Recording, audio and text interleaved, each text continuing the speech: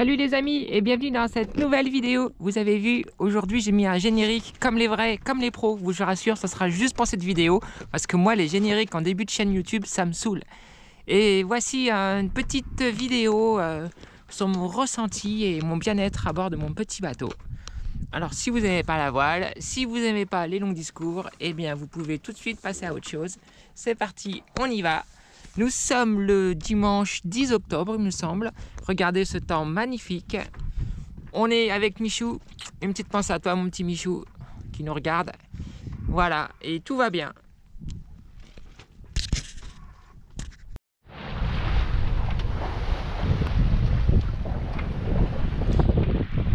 Salut à tous.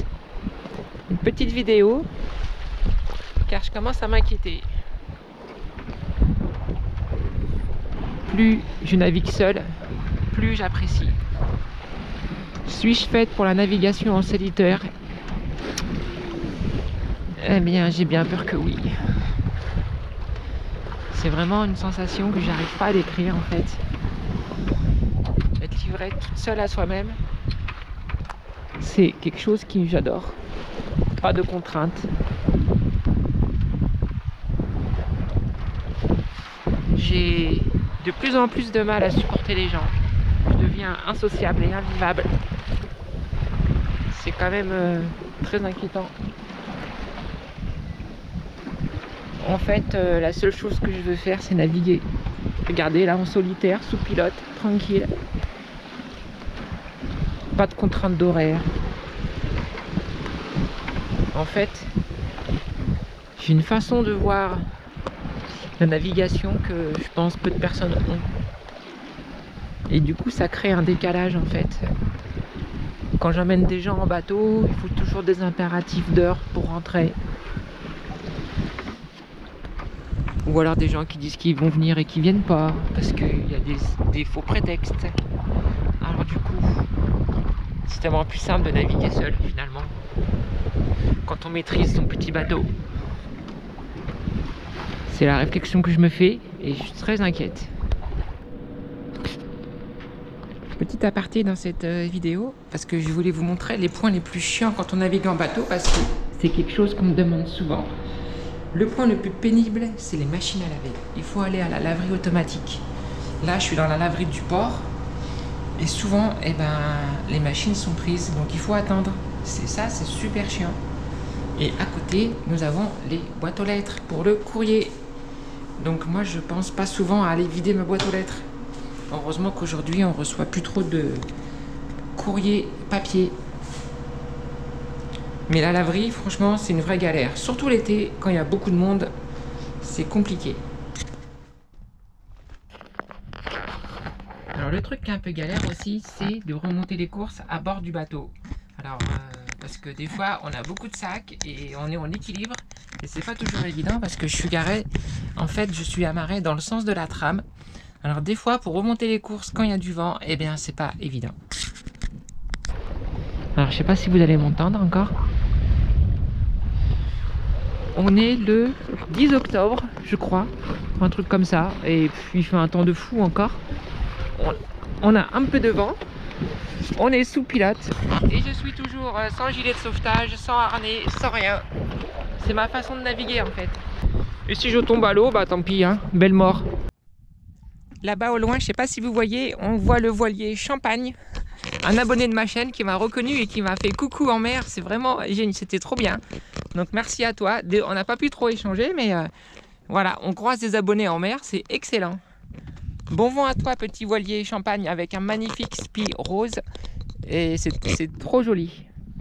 Je suis à Louz, je rêve d'avoir le même.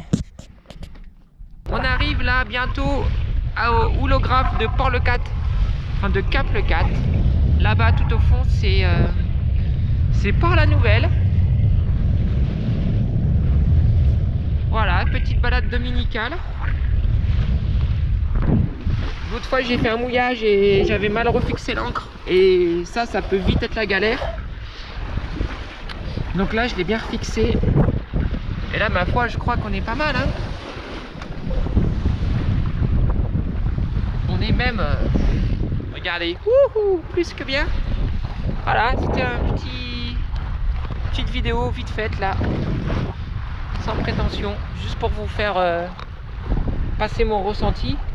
Et bah du coup forcément quand on navigue seul et que on aime bien la solitude, et ben on fait moins de vidéos forcément. Alors un autre aspect aussi un peu pénible de la vie à bord d'un bateau, c'est qu'il faut régulièrement sortir ces matelas pour tout aérer. Alors même l'hiver, l'été comme l'hiver, parce que sinon ça sent un peu le renfermé. Alors j'ai pas de moisissure sur mes matelas, pour la simple et bonne raison que je fais ça régulièrement. Il faut faire ça en moyenne toutes les 3-4 semaines, enfin pour ma part. Sinon, si vous laissez plus de ce que 3-4 semaines, ça commence à sentir. Donc la seule solution, c'est de mettre tout ça au soleil et de laisser un peu ça au grand air pour que ça puisse un peu ventiler, comme on dit.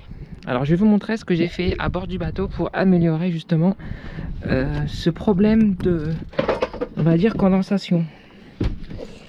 Alors vous voyez, c'est vite le bazar aussi, hein. Alors voilà ce que j'ai fabriqué. J'ai fabriqué un petit sommier sur mesure, parce qu'en fait à l'époque j'avais les matelas qui étaient posés carrément sur le plancher avec de la fibre de coco et ça marche pas. Voilà, il n'y a rien à faire. J'ai beau laisser aérer, j'ai beau... non, ça ne fonctionne pas. Donc je me suis fabriqué un sommier, comme une grande toute seule, avec... Donc en fait, deux grandes parties en T, vous voyez, cette partie-là et puis cette partie-là. Après, j'ai acheté des lattes avec des petites cales que j'ai mises et puis j'ai coupé... j'ai pris des mesures et j'ai tout coupé à la taille. Et du coup, ça me fait une petite surélévation de, on va dire, une dizaine de centimètres. Et du coup, là, franchement, je n'ai plus aucun problème d'humidité et de condensation. Ça, c'est le top. Je vous conseille vraiment de faire ça. Alors, par contre, j'étais un peu surprise parce qu'en fourniture, pourtant, il n'y a pas grand-chose. Hein. Il y a du bois, c'est tout. Hein. J'en ai eu à peu près, pour la fabrication de ce petit sommier maison, j'en ai eu pour une centaine d'euros. Ça, je vous le conseille vraiment. Ça prend une journée à faire et franchement, c'est super top. Mais il faut quand même, de temps en temps, sortir tous les matelas pour aérer. Alors, il y en a qui vont me parler peut-être d'un déshumidificateur, mais franchement, ça sert à rien. C'est gros, ça prend de la place, ça consomme du courant. Puis quand vous avez du vent marin qui s'ouvre pendant 3-4 semaines avec 80-85% d'humidité, et ben le déshumidificateur... il va pas servir à grand chose. Enfin ça c'est mon point de vue et je peux vous dire que depuis que j'ai fait ce petit sommier maison, j'en suis très fier. Et ben j'ai plus de problème d'odeur ni d'humidité. Alors comme on est toujours dans le couchage, l'hiver quand on se couche à bord du bateau, même si on est chauffé, on a toujours l'impression que les draps sont légèrement humides. C'est une impression qui pour moi est assez désagréable. Donc j'ai toujours opté pour une petite couverture chauffante que je mets en fait entre le matelas et le drap housse. Comme ça, avant de manger, je la mets un peu à chauffer. Et du coup, on rentre dans un lit qui est tiède en fait. Et c'est super agréable comme sensation. Donc je vous conseille. Alors là, j'ai pas trouvé une grande parce que l'ancienne que j'avais, elle avait déjà 3 ans ou 4 ans, je crois. Là, j'en ai trouvé juste une petite pour 20 €. Parce que sinon, les grandes, quand vous allez chez... je crois que c'est Darty ou je sais pas trop où. Là, elles sont super chères. Donc je vais essayer cette année avec une petite. Voilà, je vous montre comment je vais la mettre. Et ça, c'est un conseil que je vous donne. C'est le top du top. Faudrait pas que je me renferme sur moi-même en fait. Ouais.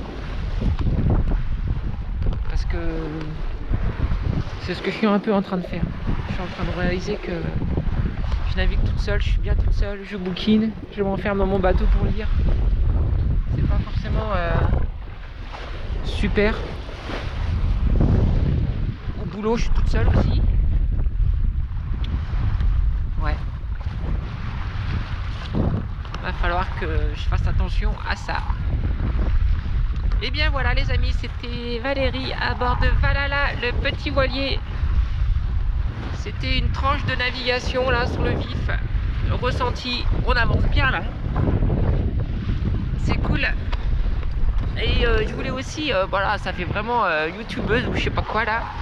Je voulais aussi vous remercier pour tous les gentils messages que vous m'avez envoyés sur ma dernière vidéo. C'était trop cool. Ça m'a donné envie de de refaire un peu des vidéos. Aïe, ça c'était mes pieds. Et ouais, ça m'a donné envie de... voilà, de reprendre la caméra et de vous refaire un petit coucou. Désolé pour cette petite vidéo de blabla. Mais regardez, c'est quand même un temps magnifique. Hein. Là, on peut pas... Je sais pas, là, on est à peu près à 5-6 000 des côtes. Et c'est top, hein. C'est vraiment génial. Allez, gros bisous à tous. Bon vent, bonne mer, bisous ventés et salés du Valhalla, le petit voilier. Bisous et à bientôt.